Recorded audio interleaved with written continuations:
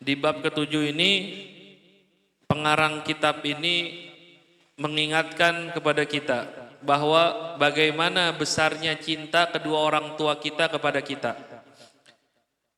Inna walidaika yuhibbanika mahabbatan adimah. Sesungguhnya kedua orang tuamu mencintaimu dengan cinta yang sangat besar.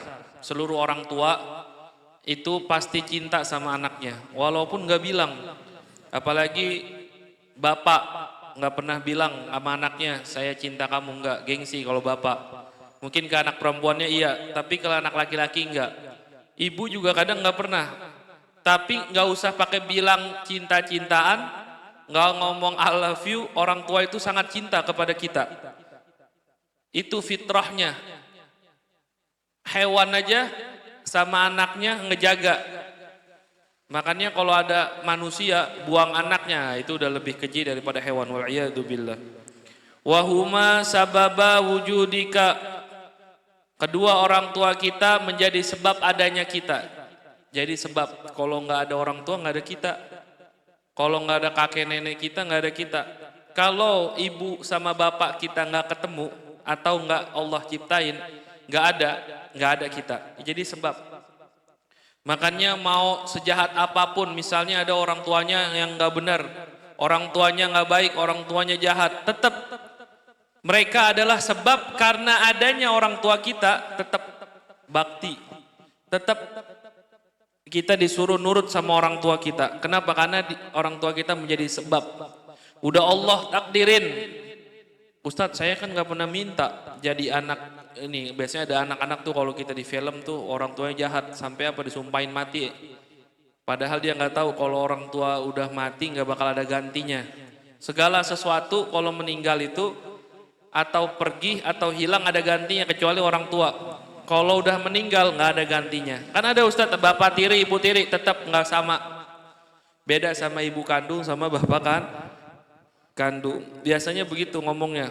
Ustadz, saya nggak minta dilahirin dari kedua orang tua. Kamu nggak minta, tapi Allah yang mau, Allah yang nakdirin. Kalau dia ngomong begitu seakan-akan dia bilang dia nggak nerima takdir. Ya Allah, kenapa engkau lahirkan saya dari orang tua seperti ini? Seakan-akan dia nggak menerima takdir, dan ini adalah termasuk dosa yang besar. Makanya hati-hati. Ini udah Allah takdirin kita lahir dari orang tua yang seperti ini.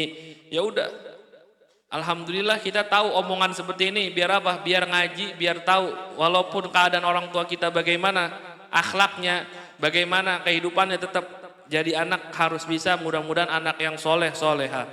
Jadi kedua orang tua kita itu sebab adanya kita. Waqad ta'iba katsiran fi tarbiyatika. Sungguh keduanya orang tua kamu, bapak ibumu telah lelah, sangat lelah di dalam mendidikmu. Capek ngurusin anak, capek apa enggak? Capek ngurusin anak, capek, bener-bener capek. Apalagi anaknya yang masih kecil-kecil, ya Allah capeknya kayak apa. Yang belum bisa cebok sendiri, yang belum bisa makan sendiri, yang kalau malam minta susu, wah capeknya kayak apa tuh. Nanti kalian bakal ngerasain kalau udah jadi orang tua. Sekarang mah belum. Padahal dulu tuh orang tua kita mikirnya kadang orang tua nggak sayang kali sama kita. Padahal nggak tahu waktu kita bayi kayak apa sayangnya. Kita nangis malam-malam, bangun nggak orang tua kita? Bangun. Kecuali orang tuanya rada gila, anak nangis didiemin aja, yarin biar mati kan. Sampai ada yang kayak gitu kan, ditinggal. Ada di luar negeri tuh anak ditinggal 3 hari dalam rumahnya, pas dia pulang mati, udah mati anaknya. Nauzubillahimin. Nah kalau itu gila. Kalau kita nggak ditinggal, buktinya nanti masih pada hidup. Kalau ditinggal mati, tuh orang tua kita cintanya kayak apa? Walakinnahuma masrurani bidzalika. Tapi keduanya seneng, tetap seneng. Orang tua seneng, walaupun capek mendidik kita, pas nanti ngelihat udah besar, keduanya seneng ngurusin. Ya walaupun kesel dikit-dikit dah, walaupun pegel hatinya. Makanya jangan sering-sering bikin pegel hati orang tua. Anak yang sering bikin pegel hati orang tua, hidupnya pasti nggak bakal berkah. Anak yang sering bikin orang tua hatinya terluka, pasti hidupnya nggak bakal senang. Anak yang sering bikin hati orang tuanya menangis, pasti hidupnya kebingungan, serba kekurangan, nggak berkah. Nauzubillahimin. Makanya jadi anak sebisa mungkin bahagian orang tuanya, dan jadi orang tua walaupun sedih, walaupun kecewa sama anaknya, tetap doain yang terbaik. Ya Allah, anak saya nyakitin terus, ya Allah, mudah-mudahan dia berubah, ya Allah, jadi anak yang soleh, banyakin rezekinya yang berkah. Nah, ini orang tua yang benar.